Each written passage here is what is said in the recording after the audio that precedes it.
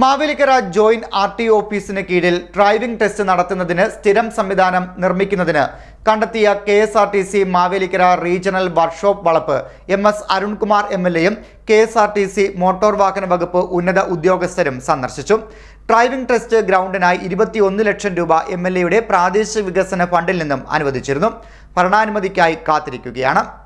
Mavelikkara joint RTO ഓഫീസിന് കീഴിൽ driving test നടത്തുന്നതിന് സ്ഥിരം സംവിധാനം ഒരുക്കുന്നതിനായി കണ്ടെത്തിയ KSRTC മാവേലിക്കര റീജിയണൽ വർക്ക്ഷോപ്പ് വളപ്പും പരിസര പ്രദേശങ്ങളും MS അരുൺകുമാർ MLAയും KSRTC മോട്ടോർ വാഹന വകുപ്പ് ഉന്നത ഉദ്യോഗസ്ഥരും സന്ദർശിച്ചു. ഗതാഗത മന്ത്രി KB Ganesh കുമാറുമായി MS Arunkumar MLA നടത്തിയ ചർച്ചയുടെയും നിരന്തരമായ ഇടപെടലിന്റെയും ഫലമായാണ് പദ്ധതി നടപ്പാക്കുന്നത്. ഡ്രൈവിംഗ് ടെസ്റ്റ് ഗ്രൗണ്ടിനായി 21 ലക്ഷം രൂപ MLAയുടെ പ്രാദേശിക വികസന ഫണ്ടിൽ നിന്നും അനുവദിച്ചിരുന്നു. ഇതിന്റെ ഭരണാനുമതിക്കായി കാത്തിരിക്കുകയുമാണ്. KSRTCയുടെ ഡ്രൈവിംഗ് സ്കൂളും തുടങ്ങാൻ പദ്ധതിയുണ്ട്. പൊതുമരാമത്ത് വകുപ്പ് കെട്ടിട വിഭാഗം പ്ലാനും എസ്റ്റിമേറ്റും തയ്യാറാക്കി മോട്ടോർ വാഹന വകുപ്പിന് സമർപ്പിച്ചിട്ടുമുണ്ട്.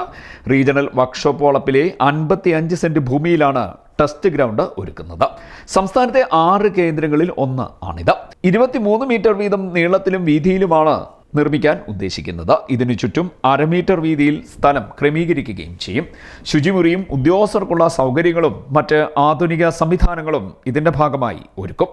ശുചിമുറിയും ഉദ്യോഗസ്ഥർക്കുള്ള സൗകര്യങ്ങളും മറ്റ് ആധുനിക സംവിധാനങ്ങളും എത്തരത്തിൽ വേണമെന്നുള്ളതും ആലോചനയിലാണ്.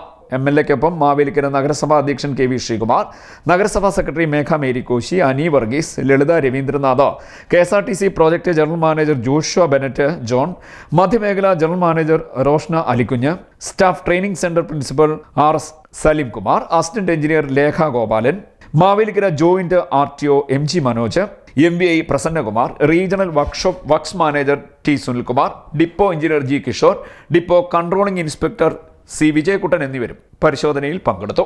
CDNet news Mavelikkara.